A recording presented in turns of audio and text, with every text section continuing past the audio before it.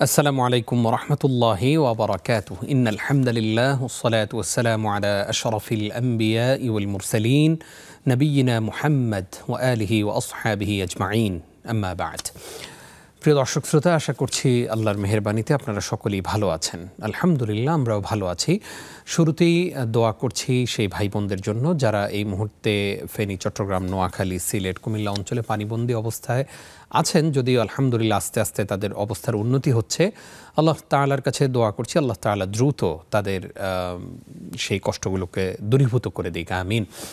আপনাদেরকে আন্তরিক প্রীতি ও মোবারকবাদ জানিয়ে শুরু করছি আপনাদের প্রিয় চ্যানেল নেক্সাস টেলিভিশনের নিয়মিত আয়োজন সরাসরি প্রশ্নোত্তরমূলক অনুষ্ঠান ইসলামী ব্যাংক বাংলাদেশ পিএলসি নিবেদিত ইসলামী জীবন বিধান অনুষ্ঠানের আজকের পর্বে আপনাদের সঙ্গে আছি আমি নিজাম বিন মুহিব। প্রিয় দর্শক, প্রতিদিনই আমরা একজন বিদগ্ধ স্কলারকে আমন্ত্রণ জানিয়ে থাকি, যিনি আমাদেরকে কোরআন সুন্নাহর আলোয় আলোকিত করে থাকেন।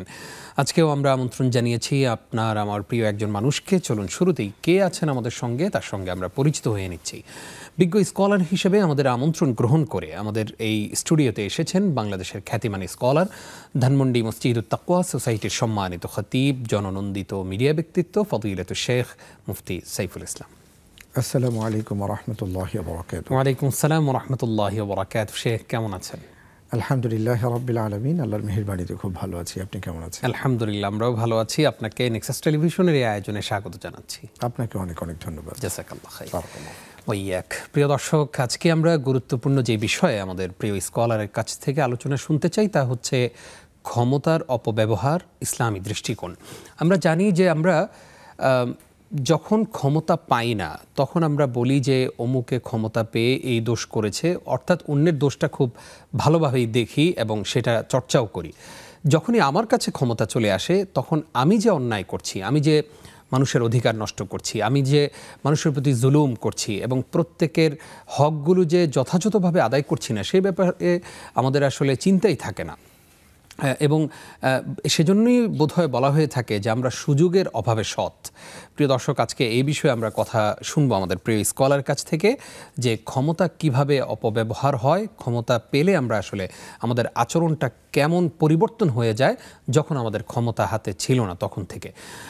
এই বিষয়ে আপনার যে কোনো প্রশ্ন আমাদেরকে জানাতে পারেন স্ক্রিনে প্রদর্শিত নাম্বারে, অথবা নেক্সাস টেলিভিশন ইসলামিক এই ফেসবুক পেজেও কমেন্ট করে আপনি প্রশ্ন জানাতে পারেন। চলুন প্রিয় দর্শক, দেরি না করে আলোচনা শুরু করি। শেখ, আপনার কাছ থেকে জানতে চাওয়া হচ্ছে ক্ষমতা আসলে জিনিসটা কি, কেন সেটার প্রতি আমাদের এত লোভ, এবং সেই ক্ষমতা পাওয়ার আগে আমার আচরণ একরকম থাকে, ক্ষমতা যখন পেয়ে বসি তখন আমার আচরণ আবার পরিবর্তন হয়ে যায়। আমরা যদি বাংলাদেশের প্রেক্ষাপটে যে কোনো নির্বাচনের কথা বলি, নির্বাচনের আগে একজন মানুষ একদম দাড়ি টুপি রেখে মসজিদের প্রথম কাতারে দাঁড়িয়ে যান, ফজরের ওয়াক্তেও তাকে খুঁজে পাওয়া যায়, 5 ওয়াক্ত নামাজে তো আছেই। কিন্তু যখনই নির্বাচন শেষ হয়ে যায় আমরা দেখি সেই মানুষটাকে আর খুঁজে পাওয়া যায় না, তার কাছে যেতে হলে অনেক প্রোটোকল মেনটেন করতে হয়। অথচ যে মানুষটা নির্বাচনের আগে গ্রামের বৃদ্ধা মানুষদের মাথায় হাত বুলিয়ে দিতেন এবং বলতেন আমাকে দোয়া করে দেন, এই যে পরিবর্তন, এই যে দ্বিচারিতা, এরপরে ক্ষমতায় বসে তো অপব্যবহারের বিষয় তো রয়েছেই। পুরো বিষয়টা নিয়ে আপনি আমাদেরকে যদি বলতেন। ইন্নাল হামদুলিল্লাহ ওয়াসসালাতু ওয়াসসালামু আলা রাসূলিল্লাহ আম্মা বা'দ। অনেক অনেক ধন্যবাদ আপনাকে। খুবই গুরুত্বপূর্ণ বিষয় নিয়ে আপনি আজকে টপিক হিসাবে দর্শকদের সামনে উপস্থাপন করেছেন, এবং আপনি প্রশ্নের মাঝে বেশ কিছু বিষয় আপনি নিয়ে এসেছেন। ক্ষমতার কথাটা যদি আমরা বলি, যে ক্ষমতা অক্ষমতা দুটি বিষয় আছে। তার মানে হলো যে আপনি কোনো কাজ করার যোগ্যতা অর্জন করেছেন এবং যেটা আপনি করতে পারেন, আমরা যদি মোটা দাগে দেখি সেটা হলো এক ধরনের আপনার ক্ষমতা। তো আমরা দেখি যে আপনি যে ক্ষমতার কথা বলছেন এটা হলো এমন একটা কাজ, যেই কাজটার মাধ্যমে কথা ছিল যে তিনি মানুষের কল্যাণ করবেন, রাষ্ট্রের কল্যাণ করবেন, সমাজের কল্যাণ সাধন করবেন, এবং এই কল্যাণকর কাজ করার জন্য জনগণের পক্ষ থেকে, সমাজের পক্ষ থেকে, অথবা আল্লাহ রাব্বুল আলামিন তাকে অনুগ্রহ করে তাকে যোগ্যতা দিয়েছেন যে তুমি এই কাজগুলো এখন চাইলে করতে পারো। কিন্তু দেখা গেছে তিনি ওই কাজ করার যোগ্যতা থাকা সত্ত্বেও তার যোগ্যতাটাকে কাজে না লাগিয়ে বরং তিনি কাজ করছেন, কাজগুলো তিনি ইতিবাচক করছেন না বরং নেতিবাচক করছেন, এক কথায় বলতে পারি সেটাই হলো ক্ষমতার অপব্যবহার। জি। আপনি একটু আগে যে কথাগুলো বললেন যে একেবারে সত্য কথা, যে আমাদের দেশে আমরা দেখি যে যখন নির্বাচন চলে আসে তখন এক ধরনের মানুষদেরকে আমরা দেখতে পাই যারা একেবারে মানুষের সামনে এমনভাবে নিজেকে উপস্থাপন করেন যে তার চেয়ে উদার, তার চেয়ে ভালো বা তার চেয়ে একেবারে কাছের মানুষ আর কেউ নেই। পরের 5 বছর আর তাকে খুঁজে পাওয়া যায় না। কেন এটা হয়? এর কারণটা হলো তিনি আসলে ভুলে যান যে এটা ছিল আল্লাহ তাআলার পক্ষ থেকে তার উপর একটা অনুগ্রহ এবং তার দুনিয়া এবং আখিরাতে একটা সুন্দর জীবনের এবং সুন্দর জীবন উপার্জনের একটা ব্যবস্থাপনা। কিন্তু সেটাকে তিনি ব্যবহার করলেন না। তিনি ভাবছেন যে আমি সবসময় থাকব এবং আমাকে এই ক্ষমতা থেকে কেউ সরাতে পারবে না। যেহেতু আমি সবসময় থাকব সুতরাং আমি সব। যেটা যুগে যুগে আমরা কোরআনুল কারীম যদি দেখি তাহলে দেখব আল্লাহ তাআলা যাদেরকে রাজত্ব দিয়েছেন, যাদেরকে নানাভাবে ক্ষমতা দিয়েছেন, এরা এই ক্ষমতাটাকে ভালো কাজে ব্যয় না করে বরং একটা পর্যায়ে তারা ডিটেক্টর হয়ে যায় এবং মানুষদেরকে, সাধারণ মানুষদেরকে আর মানুষ মনে হয় না, তারা প্রজা মনে করতে থাকে এবং তাদের উপর দাসীদের মতন সে আচরণ করে। তখন কি হয়? তারা ভুলে যান সেই কথা যেটা সূরা আলে ইমরানের 26 নম্বর আয়াতে আল্লাহ বলেছেন, কুলিল্লাহুম্মা মালিকাল মুলকি তুতিল মুলকা মান তাশা ওয়া তানজিউল মুলকা মিম্মান তাশা ওয়া তুইজ্জু মান তাশা ওয়া তুযিল্লু মান তাশা বিয়াদিকাল খায়র ইন্নাকা আলা কুল্লি শাইইন কাদির। এটা আমার মনে হয় এই আয়াতটা সকল মানুষের একেবারে হৃদয়ে গ্রথিত হওয়া দরকার। কারণ প্রত্যেকটা মানুষই কোনো না কোনো দিক থেকে কোনো না কোনো জায়গায় তিনি ক্ষমতাবান। সেটা রাষ্ট্রের যেমন হতে পারে, যে কোনো একটা চেয়ারের তিনি ক্ষমতা ধরে রাখতে পারেন। তার মনে রাখা উচিত আল্লাহ তাআলা তাকে কি বলেছেন। বলেছেন, হে মুহাম্মদ সাল্লাল্লাহু আলাইহি ওয়াসাল্লাম, আপনি বলুন সকল রাজত্বের মালিকানা আপনার। তো তুতিল মুলকা মান তাশা, যাকে খুশি আপনি রাজত্ব দান করেন, যাকে খুশি তার কাছ থেকে রাজত্ব ছিনিয়ে নেন। এই ছিনিয়ে নেনটা যখন মানুষ ভুলে যায় তখনই সে ক্ষমতার অপব্যবহার করে। আল্লাহ তাআলা তারপরে বলেছেন, ওয়া তুইজ্জু মান তাশা ওয়া তুযিল্লু মান তাশা। আজকে তিনি কেউ একজন ক্ষমতার চেয়ারে বসে অনেক সালাম কালাম পাচ্ছেন, তার জন্য অনেক কিছু তিনি দেখতে পাচ্ছেন, কিন্তু তিনি ভুলে যাচ্ছেন ওয়া তুযিল্লু মান তাশা। আবার আল্লাহ তাআলা চাইলে তাকে একেবারে লাঞ্ছনার সর্বনিম্ন স্তরে তাকে ছুঁড়ে ফেলে দিতে পারেন। জি। বিয়াদিকাল খায়র, সকল কল্যাণ আল্লাহ সুবহানাহু ওয়া তাআলার হাতে। তো মূল ব্যাপারটা হলো যে আল্লাহ রাব্বুল আলামিন যাদেরকে ক্ষমতা দেন তাদের উচিত এই ক্ষমতাটাকে সক্ষমতায় ইতিবাচকভাবে ব্যবহার করা। কারণ এর মাধ্যমে যেটা হবে যে কিয়ামতের ময়দানে তিনি আরশে আজিমের নিচে ছায়া পাবেন, দুনিয়াতে একটা সুন্দর জীবন পাবেন, আখিরাতে একটা সুন্দর জীবন পাবেন, এবং এই সুযোগটা আল্লাহ তাআলা সবাইকে দেন না। অত্যন্ত গুরুত্বপূর্ণ আলোচনা আপনি আমাদেরকে উপহার দিয়েছেন বরাবরের মতো, আলহামদুলিল্লাহ। আমরা একটু জানতে চাই যে যারা ক্ষমতার অপব্যবহার করে, সেটা যে কোনো ক্ষমতাই হোক, আপনি বলেছেন, সেই ক্ষমতার অপব্যবহারকারীদের শাস্তি আসলে কিয়ামতের দিন কি হতে পারে, এই প্রসঙ্গে জানবো ইনশাআল্লাহ তাআলা। একটা ফোন নিয়ে আসি। আসসালামু আলাইকুম রাহমাতুল্লাহ। ওয়ালাইকুম আসসালাম। জি, আসলে প্রশ্নটা হচ্ছে ব্যতিক্রম একটু। জি জি বলুন। আমার খালামণির বয়স এখন বর্তমান প্রায় 60-এর মতো। তারপর আমার নানু তো মারা গেছে। আমার নানু যখন বিয়ের আগে, আমার খালামণির বিয়ের আগে আমার নানু কি করছে, একটা সুই পরা দিছে। সুই পরাটা কি করছে, শরীরের মধ্যে বিঁধে দিছে। এখন শরীরের কোন জায়গায় আছে এখন আমার খালামণি বলতে পারবে এটা। মানে আমার খালামণি বুঝতেছে ওটা শিরিক করছে। এখন কি করণীয় কি? আর আমার খালামণি প্রত্যেক রাতে কান্না করে, এটা যে একটা বড় একটা গুনার কাজ করে ফেলছে আমার নানু। সুই, এখন এটা আচ্ছা আচ্ছা, জি জি বুঝতে পেরেছি। তো আমি প্রায় সময় কল দিতে চাই কিন্তু সময়ের কারণে আর জি জি বুঝতে পেরেছি। আমি লাইন পাই না তেমন। জি জি, ধন্যবাদ আপনাকে গুরুত্বপূর্ণ প্রশ্ন করার জন্য। ওয়ালাইকুম আসসালাম। জি শেখ, আমরা শুনছিলাম আপনার। আপনি যে কথা বলেছেন যে তার শাস্তিটা কি ধরনের হবে, কোরআনুল কারীমে আল্লাহ তাআলা যাদেরকে যে ধরনের দায়িত্ব দিয়েছেন, ক্ষমতাও একটা দায়িত্ব, সেই ক্ষেত্রে বলেছেন ইন্নাল্লাহা ইয়া'মুরুকুম আন তুআদ্দুল আমানাতি ইলা আহলিহা। তোমাকে যে দায়িত্ব দেওয়া হয়েছে সে দায়িত্বটা যার যার ব্যাপারে তোমার কাছে হক আছে সেই হকগুলো, আমানতগুলো যথাযথভাবে আদায় করো। যদি আদায় না করো তাহলে কি হবে? রাসূল সাল্লাল্লাহু আলাইহি ওয়াসাল্লাম বলেছেন, আলা কুল্লুকুম রাইন ওয়া কুল্লুকুম মাসউলুন আন রাইয়াতিহি। তোমরা প্রত্যেকেই রাখালের মতন, তোমাদেরকে দায়িত্ব দেওয়া হয়েছে, সক্ষমতা দেওয়া হয়েছে।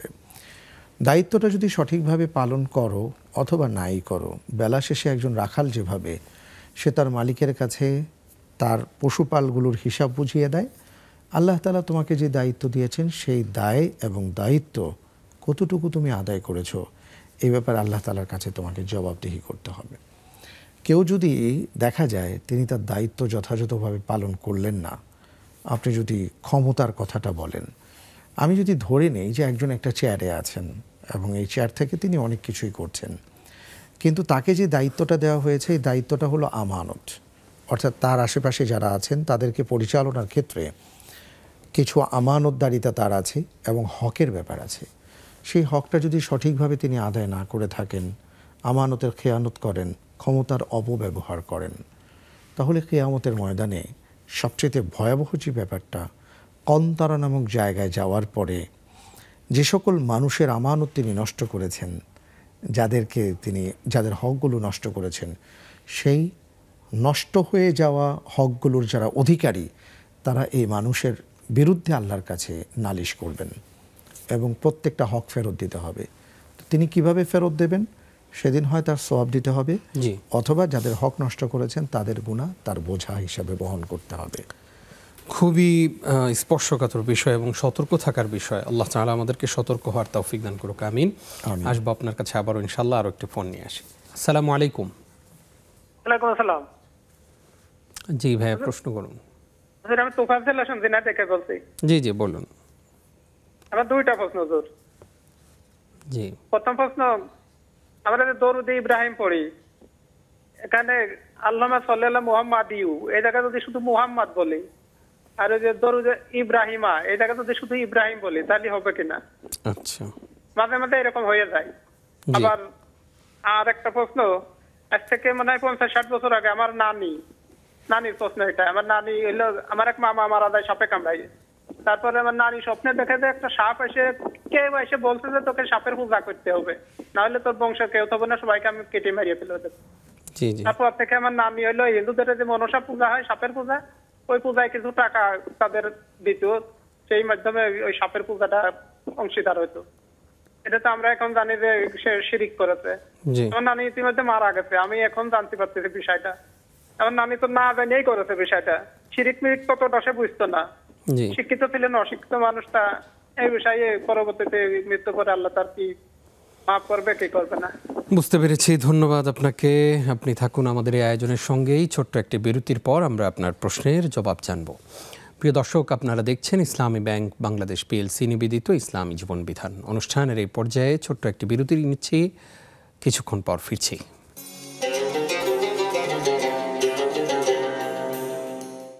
স্বাগত আরও একবার। প্রিয় দর্শক, দেখছেন ইসলামী জীবন বিধান।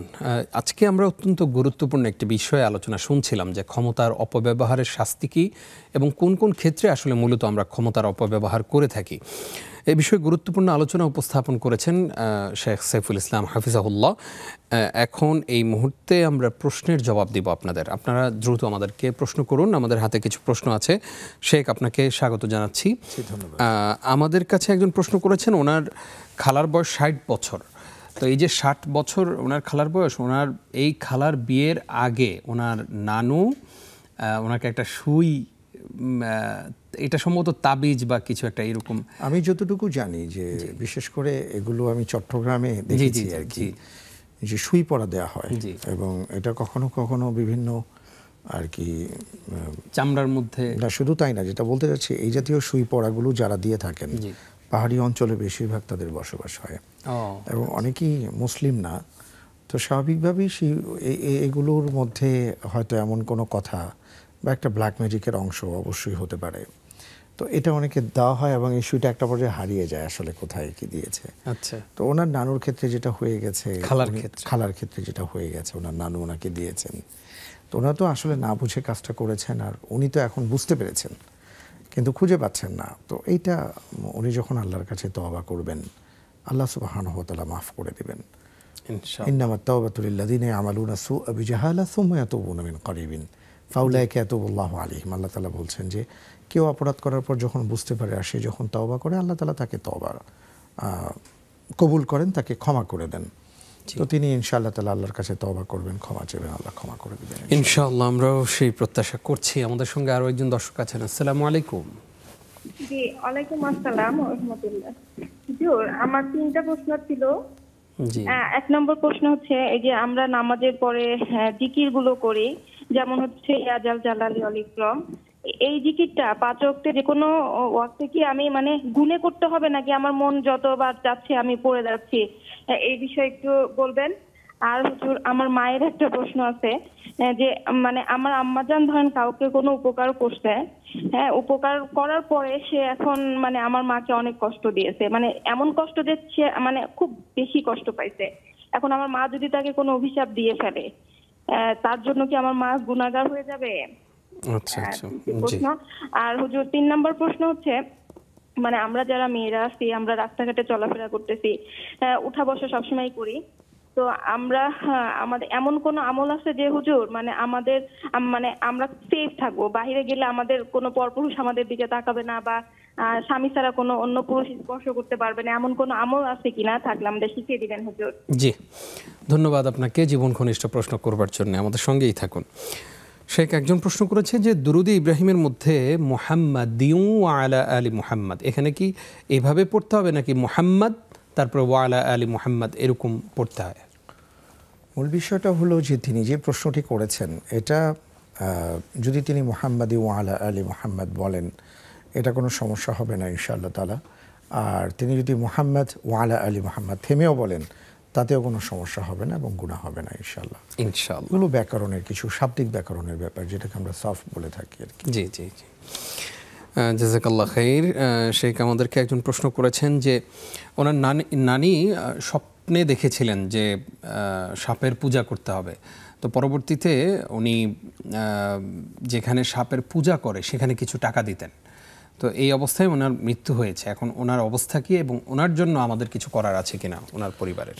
প্রথম কথা হলো যে ওনার অবস্থার ব্যাপারে আমরা আল্লাহ তাআলার কাছে সবসময় সব ব্যাপারে সুধারণা পোষণ করব এবং আল্লাহর কাছে তার বান্দাবান্দির জন্য ক্ষমা প্রার্থনা করব। তো উনি কথা প্রসঙ্গে একটা কথা গুরুত্বপূর্ণ বলেছেন, সেটা হলো যে তার নানি তো আসলে সেই সময় শিরক কি বা তাওহীদ কি সেই জ্ঞানটা তার ছিল না। তো আল্লাহ রাব্বুল আলামিন তার নানিকে ক্ষমা করে দিন। আসলে তিনি শিরকের মধ্যে লিপ্ত হয়ে গিয়েছিলেন, কারণ অনেক সময় শয়তান অনেক ধরনের স্বপ্ন দেখায় এবং এই স্বপ্নকে কেন্দ্র করে আমরা ছোটবেলায় শুনতাম এমন অনেকেই অনেক কিছু হিন্দুদের সাথে বা সনাতনী ভাই বোনদের সাথে তারাও পূজায় লিপ্ত হতো, এটা না বুঝে না জেনে করতো, কিন্তু মোটেও সেটা উচিত ছিল না। এটা আমাদের জন্য বিলকুল হারাম একটা কাজ। তো আল্লাহ তাআলা যদি চান তার বান্দা আমাদের ক্ষেত্রে আল্লাহ মাফ করে দিতে পারেন, যেহেতু তার জানা ছিল না। এই কারণে আমরা আশা করব যে আল্লাহ যেন মাফ করে দেন। আর তাদের যেটা উচিত সেটা হলো তার নানির পক্ষ থেকে বেশি বেশি আল্লাহ রাব্বুল আলামিনের কাছে তওবা ইস্তিগফার করা, যে আল্লাহ তাআলা যেন তার নানিকে ক্ষমা করে দেন। আশা করছি আমাদের ভাই এই কাজটি করবেন গুরুত্ব সহকারে, আল্লাহ সেই তৌফিক দান করুক, আমিন। আমাদের সঙ্গে আরো একজন দর্শক আছেন। আসসালামু আলাইকুম। ওয়ালাইকুম আসসালাম। হ্যালো। জি জি, আমরা শুনছি, আপনি প্রশ্ন করুন। আমি বরিশাল থেকে মোহাম্মদ শাহজাহান ফকির। জি ফকির ভাই, সদর। জি জি বলুন। প্রশ্ন হলো, ফজরের নামাজের পরে দোয়া হুয়াল হাইয়ুল কাইয়ুম, জোহরের নামাজের পরে হুয়াল আলিউল আযীম, এইভাবে যে দোয়াগুলো একই যখন ওই নামাজটা আদায় করা হইবে সেই সময় পড়তে হবে না পরে আদায় করলেও হবে? আচ্ছা, এই একটা প্রশ্ন। জি ধন্যবাদ আপনাকে, থাকুন আমাদের সঙ্গেই। শেখ আমাদেরকে একজন প্রশ্ন করেছেন, ইয়া জাল জালালি ওয়াল ইকরাম, এটা আসলে নামাজের পরে কয়বার পড়তে হয়? অনেক ধন্যবাদ। রাসূল সাল্লাল্লাহু আলাইহি ওয়াসাল্লামের আজকারের মধ্যে ইয়া জাল জালালি ওয়াল ইকরাম এটা আছে। তো মূল বিষয়টা হলো কতবার এটা নির্দিষ্ট না, মূল ব্যাপারটা হলো যে আমাদের মনে যদি মনে হয় যে আমি এটা একবার পড়বো, 5 বার পড়বো, 7 বার পড়বো, অর্থাৎ হৃদয় থেকে পড়বো, এটা হলো মূল বিষয়। এটাকে আমরা কেন্দ্র করে অতটুকু পড়ার চেষ্টা করব, কিন্তু সংখ্যার দিকে আমাদের খেয়াল না করে বরং পড়ার দিকে আমরা খেয়াল করি। আল্লাহ তৌফিক দান করুন। আল্লাহুম্মা আমিন। আমাদের সঙ্গে অনেকেই ফেসবুকে যুক্ত হয়েছেন। একজন প্রশ্ন করেছেন যে সিলেট আমার শ্বশুর বাড়ি আর বাবার বাড়ি, দুই স্থানে আমার সম্পদ আছে, এখন আমি কোন জায়গায় আসলে কসর করব? প্রশ্নটি করেছেন উম্মেহানি। জি, অনেক ধন্যবাদ। ব্যাপারটা হলো যে সিলেটে যদি ওনার শ্বশুর বাড়ি থাকে আর ওনার বাড়ি নেত্রকোনা, নেত্রকোনা থাকে, তো মূলত উনি ওনার যেখানে সম্পদ আছে, বিশেষ করে ওনার জন্মস্থান ধরে নিতে পারি, বা যেটাকে আমরা ওয়াতনে আসলি বলি, উনি যেখানে বসবাস করে থাকেন ওখানে তিনি মুকিম থাকবেন। আর উনি যখন শ্বশুর বাড়ি যাবেন সেখানে তিনি মুসাফির অবস্থায় গেলেন এবং সেখানে তিনি মুসাফিরের যে হুকুম সেটা তিনি পালন করবেন। তবে কোনো আলেমদের মত আছে যে একজন মানুষের একাধিক ওয়াতনে আসলি হতে পারে, অর্থাৎ তার হয়তো 2-3 জায়গায় বাড়ি আছে, তিনি সেখানে গিয়ে এক এক জায়গায় মাঝে মাঝে থাকেন, অবস্থান করেন। কেউ কেউ বলেছেন একাধিক ওয়াতনে আসলি হতে পারে, অর্থাৎ তাহলে সেখানে গিয়ে তার সফরের যে নামাজ বা মুসাফিরের যে হুকুম সেটা না হলেও চলবে। তো তিনি যে কোনো একটা পথ গ্রহণ করতে পারেন ইনশাআল্লাহ। ইনশাআল্লাহ। আমাদের সঙ্গে আরো একজন দর্শক আছেন। আসসালামু আলাইকুম। আসসালামু আলাইকুম হুজুর, আমি মাসুম কুমিল্লা ধর্মপুর থেকে। জি জি বলুন হুজুর। আমার দুটি প্রশ্ন। প্রথম প্রশ্ন হলো যে দলিল আল কোরআন থেকে, প্রশ্নটি সবার জন্য। দলিল আল কোরআন থেকে সূরা বাকারা আয়াত নম্বর 234 অধ্যায় 2 আয়াতে কোরআন বলতেছে, তোমরা নামাজ পড়ো নম্র ও বিনয়ের সহিত। সূরা বাকারা, তোমরা নামাজ পড়ো নম্র ও বিনয়ের সহিত। এর দ্বারা কোরআন আমাদেরকে কি বলতেছে? আর দ্বিতীয় প্রশ্নটি হলো, কুকুর শরীরে লাগলে শরীর নাপাক হয়ে যায়, এই ব্যাপারে মুহাম্মদ সাল্লাল্লাহু আলাইহি ওয়াসাল্লাম কি বলতেছেন কুকুর শরীরে লাগলে? আসসালামু আলাইকুম। ওয়া আলাইকুম আসসালাম, ধন্যবাদ আপনাকে।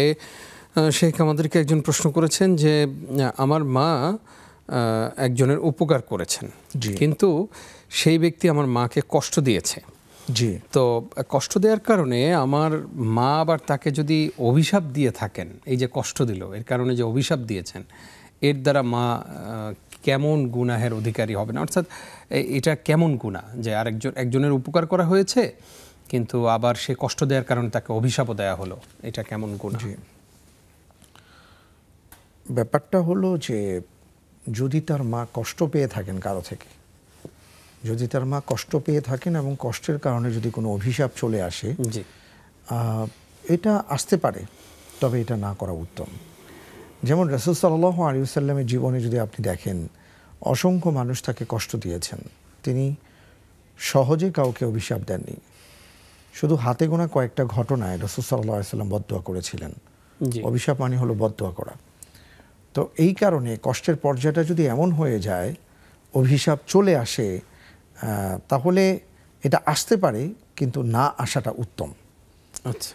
কারণ হতে পারে তিনি যাদেরকে নিয়ে অভিশাপ দিয়েছেন, অভিশাপটা লেগে গেল বা তাদের দুঃখ কষ্ট দেখার পরে তার কাছে এটা দেখে খারাপ লাগতে পারে, তখন এটা আর ফেরত আনা যায় না। আর দ্বিতীয় বিষয়টা হলো, রাসূল সাল্লাল্লাহু আলাইহি ওয়াসাল্লামের একটা হাদিস আছে যে কোনো ব্যক্তি যদি কষ্টের মধ্যে পড়ে ধৈর্য ধারণ করতে পারে, আল্লাহ তাআলা তার মর্যাদা বাড়িয়ে দেন। সুবহানাল্লাহ। এবং তার কষ্টকে আল্লাহ তাআলা লাঘব করে দেন। তো এই কারণে আমরা চেষ্টা করব অভিশাপ না দেওয়ার জন্য। জি, আল্লাহ সেই তৌফিক দান করুক। আমিন আমিন। ফারহান সাদিক তিনি প্রশ্ন করেছেন, সূরা কাহাফের ফজিলত কি? অনেক ধন্যবাদ। সূরা কাহাফের ফজিলতটা হলো, কেউ যদি জুমার দিন পুরো সূরা তেলাওয়াত করেন, আর কেউ কেউ প্রথম 10টি আয়াতের কথা উল্লেখ করেছেন যদি হাদিসের বর্ণনা নিয়ে কেউ এটাকে দাইফ বলেছেন, কিন্তু সহি সেটা হলো জুমার দিন কেউ যদি সূরা কাহাফ তেলাওয়াত করেন তাহলে আল্লাহ তাআলা তাকে দাজ্জালের ফিতনা থেকে হেফাজতে রাখবেন। জি। তো এই কারণে আমরা সূরা কাহাফটা তিলাওয়াত করব। কিন্তু এখানে যে কথাটা বলতে চাই যে সূরা কাহাফের এই যে তিলাওয়াতের মাধ্যমে দাজ্জালের ফিতনা থেকে মুক্ত হবার কথাটা উল্লেখ আছে, আমাদের দেখতে হবে যে এটার কারণ কি। কারণটা হলো, সূরা কাহাফের মধ্যে এমন কিছু যুবকের কথা আল্লাহ তাআলা উল্লেখ করেছেন যারা কঠিন পরিস্থিতির মধ্য থেকেও প্রয়োজনে তারা জঙ্গলে গিয়ে বা পাহাড়ের গুহায় গিয়ে আশ্রয় লাভ করেছেন, কিন্তু তারা ঈমান বিক্রি করেননি। এটা হলো মূল শিক্ষা। তো এই কারণে আমরা এই সূরা কাহাফ থেকে শিক্ষাটা নেব, যে কোনো মূল্যে আমাদের ঈমান রক্ষা করতে হবে। আল্লাহ আমাদেরকে সে তৌফিক দান করুক। উস্তাদ, আসবো আপনার কাছে আবারও ইনশাআল্লাহ ছোট্ট একটি বিরতির পর। প্রিয় দর্শক, আপনারা দেখছেন ইসলামী জীবন বিধান অনুষ্ঠানের এই পর্যায়ে আরও একটি বিরতির সময় হলো। আশা করছি সঙ্গেই থাকবেন।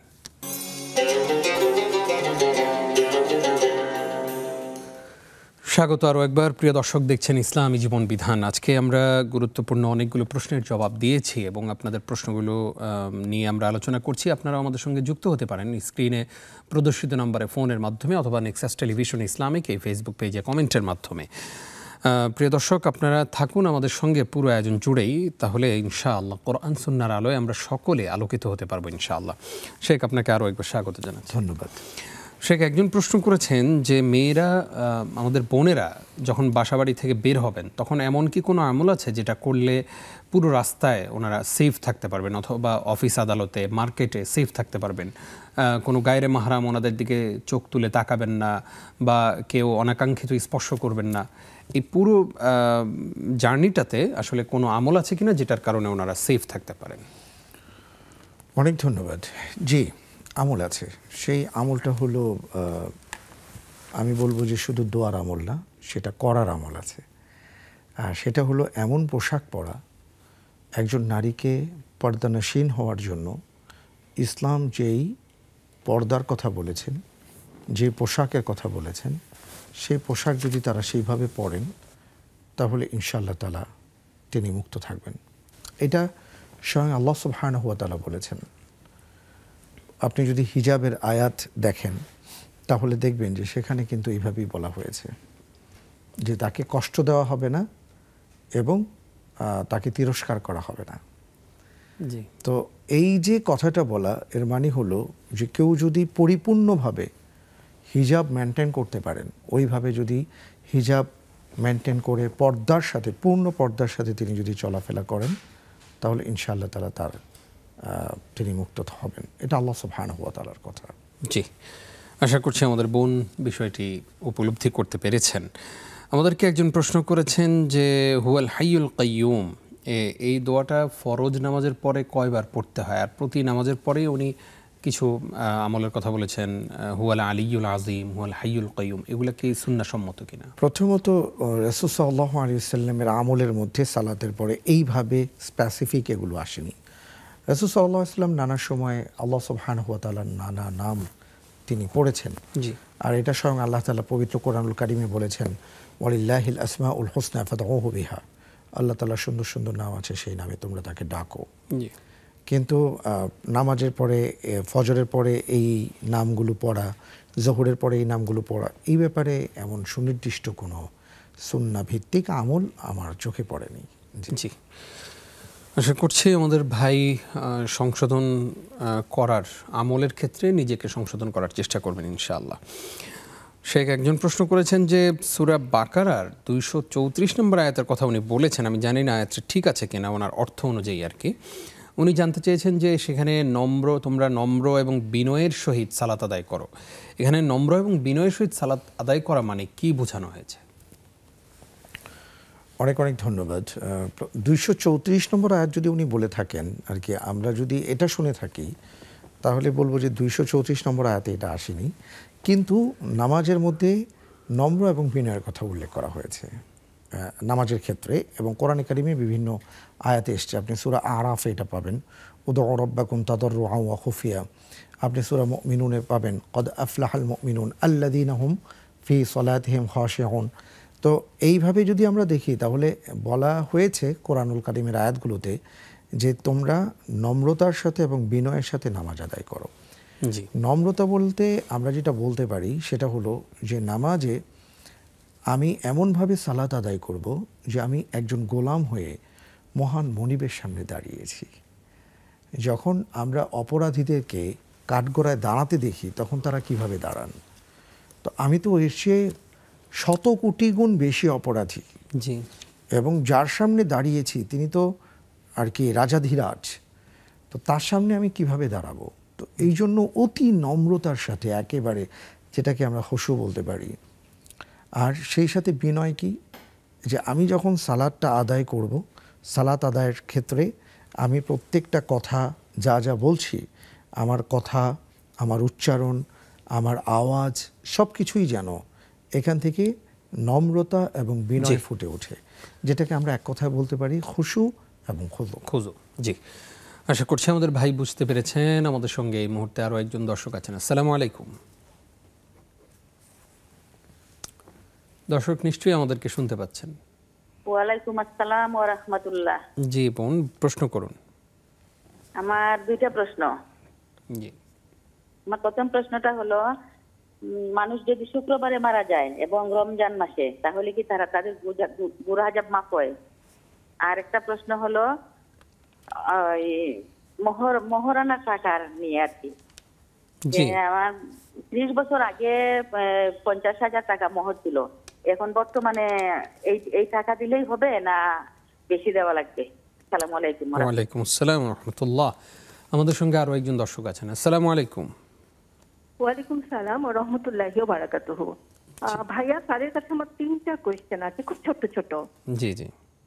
আমার ফার্স্ট কোয়েশ্চেন যে নিজের জন্য কি আমল করলে মৃত্যু যন্ত্রণা একটু হলেও কম হবে? আর আমার সেকেন্ড কোয়েশ্চেন, মৃত পিতামাতার জন্য কি আমল করলে কবরের আযাব থেকে তারা রক্ষা পাবেন?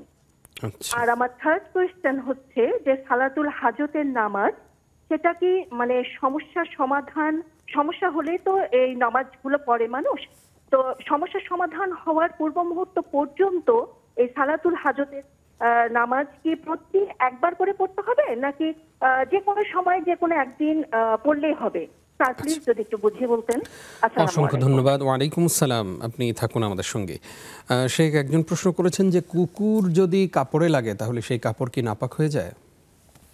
হাদিসের মধ্যে যেটা আসছে সেটা হলো, যদি কুকুরের শরীর ভেজা থাকে বা ভেজা থাকে অথবা তার মুখে লালা থাকে এবং লালা মিশ্রিত অবস্থায় যদি সে কাপড়ে স্পর্শ লাগে তাহলে সেটা নাপাক। কুকুর যদি ভেজা থাকে এবং সেটা যদি তার শরীরে লাগে, কারো শরীরে লাগে, তাহলে সেই কাপড়টা তাকে ধুয়ে নিতে হবে। কিন্তু যদি শুষ্ক শরীর থাকে এবং সেই ক্ষেত্রে যদি কুকুরের সাথে গায়ে লেগে যায় তাহলে সেটা নাপাক হবে না। এবং নাপাক বলতে কাপড়ের কথা উল্লেখ করা হয়েছে, ওই ব্যক্তির শরীরকে ভরা হয়নি আর কি। আর যদি শরীরের মধ্যে লেগে থাকে সেটা তিনি পরিষ্কার করে নেবেন ইনশাআল্লাহ। আমাদের ভাই আশা করছি তার 2টি প্রশ্নের জবাব পেয়ে গেছেন। আমাদেরকে একজন প্রশ্ন করেছেন, শুক্রবারে যদি কেউ মারা যায়, আবার সেটা যদি রমজানের শুক্রবার হয়, তাহলে সেক্ষেত্রে কি কবরের আযাব মাফ হয়ে যাবে? মুমিনের মৃত্যুর ক্ষেত্রে কিছু কথা রাসূল সাল্লাল্লাহু আলাইহি ওয়াসাল্লামের হাদিস থেকে আমরা পাই এবং সেখান থেকে আমরা জানতে পারি যে এগুলো ভালো লক্ষণ। কিন্তু সেটা কার জন্য? একজন ঈমানদারের জন্য। মনে করেন একজন ঈমানদার যদি রমজান মাসে তিনি মৃত্যুবরণ করেন, জুমার দিনে মৃত্যুবরণের ক্ষেত্রে হাদিস আছে, স্পেসিফিক হাদিস আছে যে কোনো ঈমানদার মুসলিম জুমার দিনে মৃত্যুবরণ করেন তাহলে তার কবরের আযাব লাঘব হয়ে যায় বলে হাদিস আসছে। তো এটাকে কেউ কেউ দাঈফ বলেছেন, কিন্তু মূল ব্যাপারটা হলো যে এটার আবার ব্যাখ্যা ইসলামিক স্কলারগণ দিয়েছেন। সেটা হলো যে সেটা হতে পারে যে শুধু জুমার দিনের কারণেই, জুমার দিন হয়তো উনি আযাব ভোগ করবেন না, এরপরে আযাব ফিরে আসতে পারে, সেটা আল্লাহু আলাম। কিন্তু মূল কথা যেটা, সেটা হলো যদি কারো আমল ভালো হয়, যেদিনই তার মৃত্যু হোক না কেন, এতে তার কোনো ক্ষতি নেই। কিন্তু যদি আমল ভালো না হয়, তিনি কদরের রাত্রিতে মৃত্যুবরণ করলেও আমল খারাপ হলে তাকে শাস্তি ভোগ করতে হবে। এই বিষয়টা কিন্তু মাথায় রাখতে হবে। খুবই গুরুত্বপূর্ণ আরও একটি বিষয় আমরা জানলাম আমাদের প্রিয় স্কলারের মাধ্যমে। প্রিয় দর্শক, আসলে আমরা জান্নাতি হওয়ার জন্য আমাদের যত প্রতিযোগিতা দরকার, ভালো কাজের দরকার, সেই অনুযায়ী আমাদের আশা অনেক বেশি, কিন্তু কাজ হয় না। আসুন না আমরা আমাদের প্রত্যেক আমলের ক্ষেত্রে চেষ্টা করব যে রাসূল সাল্লাল্লাহু আলাইহি সাল্লাম যেভাবে আমল করেছেন, তিনি ঠিক যেটা করতে বলেছেন, যেটা করতে নিষেধ করেছেন, সেই কাজগুলি করি। তাহলে ইনশাআল্লাহ আমি শুক্রবারে মারা না গেলেও, আমি রমজানে মারা না গেলেও, কদরের রাত্রিতে মারা না গেলেও ইনশাআল্লাহ কবরের আযাব থেকে আমি মাফ পাব। বিশেষ করে আমরা কোরআন পড়তেই পারি না অনেকে, যে কোরআন আমার আপনার জন্য কবরে শাফায়াত করবে, সুপারিশ করবে, সেই কোরআনই যদি পড়তে না পারি তাহলে আমি কিভাবে সুপারিশ পাবো? আসুন আমরা কোরআন শেখার চেষ্টা করি। এই মুহূর্তে আমাদের সঙ্গে আরও একজন দর্শক আছেন। আসসালামু আলাইকুম। ওয়ালাইকুম আসসালাম। হ্যালো। জি জি, আমরা শুনছি আপনাকে। আমি ধরমপাড়া সোনামগঞ্জ থেকে ইনোজ বলছিলাম। জি জি, বলুন। যে আমার দুইটা প্রশ্ন। প্রথম প্রশ্ন হলো যে সাহাবী কাদেরকে বলা হয়? হ্যাঁ, হযরত ওয়াসকরী রহমাতুল্লাহ কি সাহাবী ছিলেন? আচ্ছা। আর 2 নম্বর প্রশ্ন হলো যে হুদাইবিয়া সন্ধিতে রাসূল সাল্লাল্লাহু আলাইহি সাল্লামকে এই নবী হিসাবে স্বীকার করে নেয় নাই, হ্যাঁ, এরপরে উনি সন্ধি করলেন, এতে করে মুসলমানদের কি লাভ হয়েছিল? আচ্ছা, জি, ধন্যবাদ আপনাকে। থাকুন আমাদের সঙ্গেই। শেখ, আমরা আমাদের হাতে অনেকগুলো প্রশ্ন আছে, সেই প্রশ্নগুলো নিয়ে আমরা ফিরবো ইনশাআল্লাহ ছোট্ট একটি বিরতির পর। জি, প্রিয় দর্শক, আপনারা দেখছেন ইসলামী জীবন বিধান, জীবন ঘনিষ্ঠ আলোকিত আয়োজনের এ পর্যায়ে আরও একটি বিরতির সময় হলো। আশা করছি সঙ্গেই থাকবেন।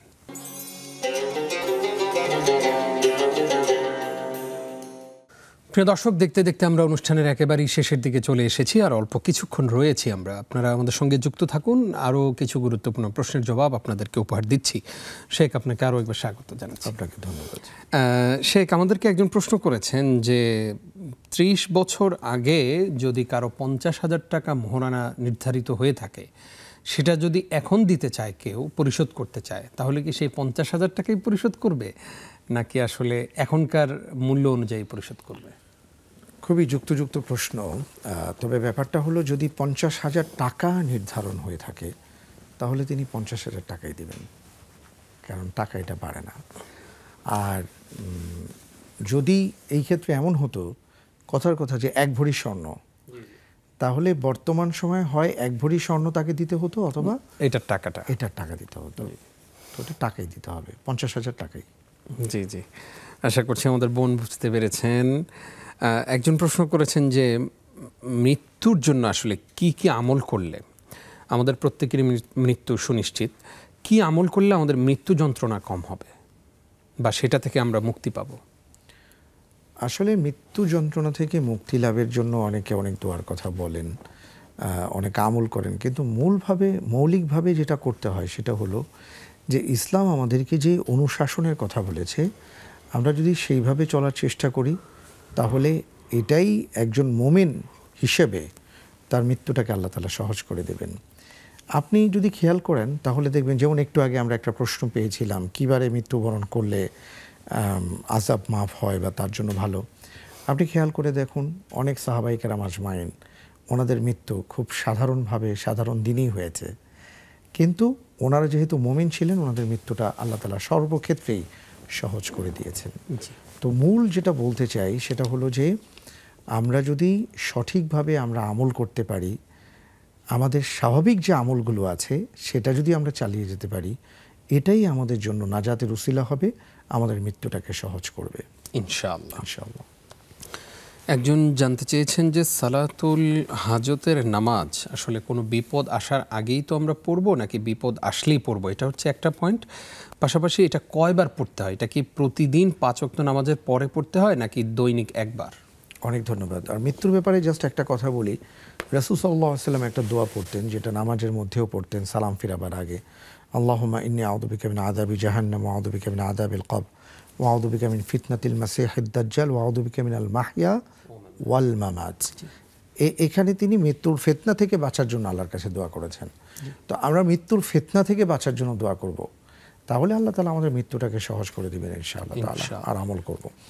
আর এখন যেটা আপনি আমাকে জিজ্ঞেস করেছেন, প্রশ্নটা হলো সালাতুল হাজতের ব্যাপারে। আসলে সালাতুল হাজতটা হলো যে আমার কোনো একটা প্রয়োজন পড়েছে, আমি একটা খুব জরুরি কোনো একটা কাজ করতে চাই, তখন আমি ওই প্রয়োজনের ক্ষেত্রে আল্লাহ রাব্বুল আলামিনের কাছে আমি আমার প্রয়োজনটাকে উপস্থাপন করার ক্ষেত্রে যে 2 রাকাত নামাজ আদায় করব, এটাই হলো সালাতুল হাজাত।